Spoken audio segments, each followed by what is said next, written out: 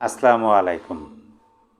ক্ষমতা এমন একটা জিনিস যেটা বাইরে থেকে দেখলে মনে হয় যে এটা বিশাল বড় একটা ব্যাপার, অনেক বড় একটা জিনিস এবং এটা এমন একটা জায়গা সেখানে যদি আপনি কোনোভাবে যাইতে পারেন তাহলে আর কিছুই লাগে না। কারণ ক্ষমতা হলে সব কিছুই করা যায় এরকম একটা ধারণা আছে। ক্ষমতা হলে সব কিছুই পাওয়া যায় এবং আমরা যতটুকু দেখি যে এই ক্ষমতার চেয়ারটা এমন একটা চেয়ার যেখানে বসলে পরে সব কিছু আপনা আপনি হয়ে যায়। শুধু আপনি হুকুম দেবেন, আপনি নির্দেশনা দেবেন, আপনার নির্দেশনা অনুযায়ী আপনি সব কিছু হয়ে যাচ্ছে। অনেক বড়, অনেক কি বলে ক্ষমতার চেয়ার, অনেক বড় একটা চেয়ার এরকমই মনে হয় কিন্তু যখন বাইরে থেকে দেখা যায়। কিন্তু আমরা যেটা দেখতে পাই যে ক্ষমতার ভেতরে যারা আছেন, যারা ক্ষমতার চেয়ারে বসে আছেন, তাদের কথাবার্তা, বক্তব্য, তাদের ব্যবহার এবং তাদের কাজের ধরন দেখে এরকমই মনে হয় যে যারা ক্ষমতার ভেতরে আছেন, ক্ষমতার চেয়ারে বসে আছেন অলরেডি, তারা বোধহয় ক্ষমতাকে আমরা যেরকম অনেক বড় একটা বিষয় হিসেবে দেখি, তারাও হয়তোবা সেরকম দেখে না। তাদের কাছে হয়তোবা মনে হয় যে ওই যে আমরা যে বলি যে হাতের ময়লা, এরকম মনে করে, যে তুচ্ছ একটা বিষয় মনে করে। প্রথম প্রথম যখন যাই তখন আমরা দেখি যে হ্যাঁ, অনেক যত্ন, অনেক আদর, অনেক স্নেহ করে এবং সব কিছু নিজের মতো করে ভালোভাবে পরিপাটিভাবে চালানোর চেষ্টা করে এবং সেই মাফিকে বক্তব্য দেয় আমরা দেখি। কিন্তু যখনই কিছুদিন অতিবাহিত হয় তারপরে আমরা দেখি যে ওই যে হাতের ময়লার মতো হয়ে যায়। যার মতো, যে ক্ষমতার চেয়ারে বসে আছেন তিনি তার মতো ব্যবহার করতেছেন, তার সুবিধা মতো ব্যবহার করতেছেন। কিন্তু পরিশেষে কি হয়? পরিশেষে হয় যে সেই ক্ষমতায় তাকে এমন মরণ কামড় দেয় যে শুধু তাকে না, তার পরিবার এবং তার বংশ শুদ্ধ ওই ক্ষমতার ছোবলে আক্রান্ত হয়ে পড়ে, যেটা বাংলাদেশের ইতিহাসে অনেক ঘটনা ঘটছে, সাক্ষী হিসাবে সেগুলো আমরা ধরতে পারি। যাকে এই কথাগুলো এই জন্যই বললাম যে দেখেন, আজকে হচ্ছে জুলাই মাসের, সরি আমি জুলাই বলি, আগস্ট বলতে জুলাই পরে, তো জুলাই বলাও ঠিক আছে, কারণ জুলাইয়ের আজকে 36 তারিখ, আগস্টের 5 তারিখ আজকে। আজকে আমি কথাগুলো বলতেছি ভোরবেলা, সকাল 7টা 33 মিনিট। হয়তো আজকে বিকেলেই জুলাই ঘোষণাপত্র সেটা প্রধান উপদেষ্টা পেশ করবেন, যার কারণে আমি প্রথমে এই কথাগুলো বললাম। এবং আমার আজকের যে ভিডিওর আলোচনার বিষয়, মূল বিষয়বস্তু, সেটা সম্পর্কে আপনারা বুঝতে পারবেন। আমি জাস্ট সরকারের ভেতরে থাকা কয়েকজন ব্যক্তি, গুরুত্বপূর্ণ পদে থাকা কয়েকজন ব্যক্তির এই জুলাই ঘোষণাপত্র নিয়ে তারা গতকালকে যে বক্তব্য দিছে এবং ক্ষমতার বাইরে থাকা কয়েকজন ব্যক্তির বক্তব্য আপনাদেরকে শোনাবো। এবং এই যে ক্ষমতার ভেতরে এবং বাইরে থাকা কয়েকজন ব্যক্তির বক্তব্য আপনাদেরকে শোনাবো, সেটা যদি পরিপূর্ণ আপনারা শোনেন এবং বোঝার চেষ্টা করেন তাহলে আমার এই ভিডিওর মূল বিষয়বস্তু সম্পর্কে বুঝতে পারবেন। আমি প্রথমে বলবো হচ্ছে প্রধান উপদেষ্টার বক্তব্য থেকে। প্রধান উপদেষ্টা আগস্টের 5 তারিখে জুলাই ঘোষণাপত্র পাঠ করার পরিপ্রেক্ষিতে যে আমন্ত্রণ জানাইছে, সে আমন্ত্রণটা আপনাদেরকে আগে জানিয়ে দিই। অবশ্য তিনি ফেসবুকের মাধ্যমে আমন্ত্রণ জানাইছেন, কারণ আমরা সবাই মোটামুটি জানি এই সরকার হচ্ছে ফেসবুকের বেশি সক্রিয় থাকে। প্রধান উপদেষ্টা ফেসবুকের মাধ্যমে যেভাবে আমন্ত্রণটা জানালেন, আগামীকাল 5ই আগস্ট জুলাই গণঅভ্যুত্থান দিবসে রাজধানীর মালিক মিয়া এভিনিউতে ঐতিহাসিক জুলাই ঘোষণাপত্র পাঠ করা হবে।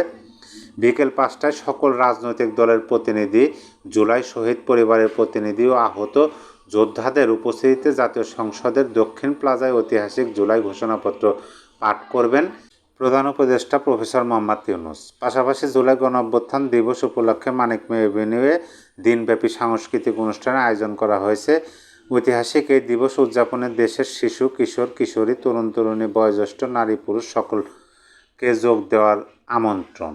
এই আমন্ত্রণটা জানাইছেন ফেসবুকের মাধ্যমে। কিন্তু এখানে যে একটা বিষয় তিনি বলছেন, বিকেল 5টায় সকল রাজনৈতিক দলের প্রতিনিধি, কিন্তু সকল রাজনৈতিক দল তো দাওয়াতই পায় নাই। আমি সেই রাজনৈতিক দলগুলোর যারা একটা সময় এই সরকারকে নিঃস্বার্থভাবে সমর্থন জানাইছিল এবং গণ অভ্যুত্থানে যাদের অবদান অনস্বীকার্য, সেই রাজনৈতিক দলগুলোই দাওয়াত পায়নি। আমি যে বক্তব্যগুলো শোনাবো সেই বক্তব্যগুলোর মধ্যে আপনারা বুঝতে পারবেন। প্রধান উপদেষ্টা বলছেন যে আসুন এমন এক বাংলাদেশ গড়ে তুলি যেখানে আর কোনো স্বৈরাচার ঠাঁই হবে না। ভালো করে খেয়াল করবেন। তারপরেই মিস্টার মাহফুজ আলম, এই সরকারের তথ্য উপদেষ্টা, যাকে মাস্টার মাইন্ড হিসেবে আমরা চিনি, তিনি তার ফেসবুকে পোস্টে দিয়েছেন 111-এর পদধ্বনি শোনা যাচ্ছে, তবে জুলাই জয়ী হবে, জনগণের লড়াই পরাজিত হবে না। এরকম কথা তিনি অনেকবার এর আগে লিখছেন। তিনি একদম দেশের মধ্যে আতঙ্ক ছড়িয়ে দেওয়ার একজন অন্যতম উপদেষ্টা। তিনি হুটহাট এমন কিছু ফেসবুকে পোস্ট দেন যেটা কিছু সময়ের ব্যবধানে আবার সরিয়ে ফেলতে বাধ্য হন বা সরিয়ে ফেলেন। এই যে 111-এর পদধ্বনি শোনা যাচ্ছে, তোমরা সরকারি থেকে কি করো? যদি 111-এর পদধ্বনি আপনারা শুনতে পান মাননীয় তথ্য উপদেষ্টা সাহেব, তাহলে আপনারা সরকারের থেকে কি করেন? ফেসবুকে পোস্ট দিয়ে জনগণকে আতঙ্কিত করার কাজ করেন? এই প্রশ্নটা এখন অনেকেই করতেছে। তারপর আমি এই সরকারেরই একজন উপদেষ্টা, অর্থ উপদেষ্টার কথা বলবো। তিনি বলছেন, জুলাই আন্দোলনে বুদ্ধিজীবীদের পাশে পাওয়া যায়নি। ভালো করে খেয়াল করবেন, 69-71 সালে পেলেও এবার পাওয়া যায়নি। তারা দুই ভাগ হয়ে দলাদলি করেছে। কথাগুলো বোঝার চেষ্টা করুন। বুদ্ধিজীবীদের তারা পাশে পায়নি। আচ্ছা, যাই হোক, তারপরে আমি এখন আসবো সরকারের বাইরে কিছু মানুষের, কিছু ব্যক্তিত্বের বক্তব্য আপনাদেরকে শোনাবো। তাহলে বোধহয় আপনারা বুঝতে পারবেন ভালোভাবে। আমি প্রথমে বলবো বিএনপি স্থায়ী কমিটির সদস্য মির্জা আব্বাস সাহেবের একটা বক্তব্য। তিনি বলছেন যে গণতন্ত্র প্রতিষ্ঠার জন্য এখন সুবর্ণ সুযোগ, কিন্তু সুযোগ নষ্ট করার জন্য সরকারের ভেতরে বাইরে ষড়যন্ত্র লেগে আছে। কয়েকটা বাচ্চা ছেলের মুখের কথাই মনে হচ্ছে তারা যা বলবে আমরা তাই করব, এরা মানুষকে মানুষ মনে করে না। এই যে এই কথাটা একটু মনে রাখবেন যে কয়েকটা বাচ্চা ছেলের মুখের কথাই মনে হচ্ছে তারা যা বলবে আমরা তাই করব, খেয়াল রাখেন। তারপরে গণ অধিকার পরিষদের সাধারণ সম্পাদক মোহাম্মদ রাশেদ খান তিনি বলেছেন, গণ অভ্যুত্থান অংশীজনদের সঙ্গে কোনো আলোচনা ছাড়াই ইতিহাস বিকৃতি করে যাচ্ছেন মাননীয় প্রধান উপদেষ্টা। ভালো করে খেয়াল করুন যে গণ অভ্যুত্থানের অংশীজনদের সঙ্গে কোনো আলোচনা ছাড়াই ইতিহাস বিকৃতি করতেছে মাননীয় প্রধান উপদেষ্টা অধ্যাপক মোহাম্মদ ইউনূস। এই কথাটা বলছেন একজন রাজনীতিবিদ। তারপরে আমি একজন সাংবাদিক, যাকে বলা হয় সময়ের সাহসী কণ্ঠস্বর, জনাব মঞ্জুরুল আলম পান্না, তার একটা মন্তব্য আপনাদেরকে পড়ে শোনাই।